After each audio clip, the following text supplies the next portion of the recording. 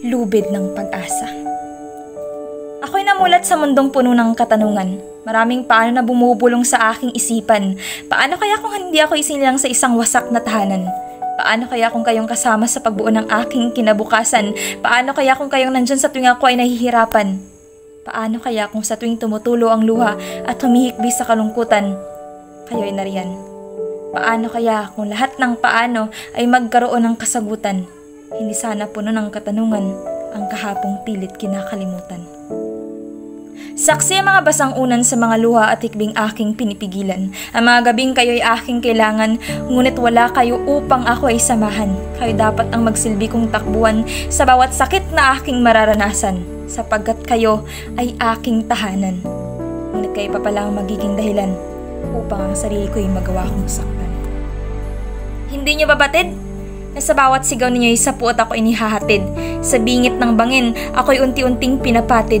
Unti-unting humihigpit ang hawak na lubid. Sa aking silid, kung saan saksi ito sa aking pagkamanhid, ang sarili ko'y dahang-dahang na said. Hindi niyo di ba batid? Sapagkat kayo ay mga manhid. Saksi ang malamig na gabi sa mga sigaw na nagmula sa aking labi. Pinipilit na pigilan ng mga hikbi. Sinisiksik ang sarili sa isang tabi. Kailangan ko sila. Maari bang pakisabi? Ngunit paano kung sila ay mga bingi? Walang ibang iniisip kundi ang kanilang sarili. Kanino dapat isisisi? Sa akin na nais lamang ay kakampi? O sa kanila na walang pake? Hindi niyo ba nakikita ang marka ng inyong pagbaliwala? Ang kulay ay unti-unti nang nawawala. Buhay na unti-unting hinihila. Batid niyo ba ang dahilan kung bakit ko ito nagawa? Dahil ang nais ko ay bigyan ninyo ng importansya. Ngunit totoo nga na sa inyo, wala akong halaga. Kaya hihilahin ko na ba? Puputulin ko na ba?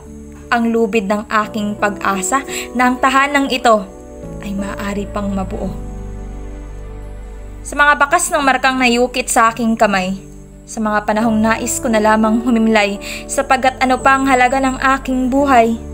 Kung sa inyo pa nga lang ay ramdam ko na ang mga sakit na unti-unting sa akin pumapatay. Lahat kaya ay makikiramay?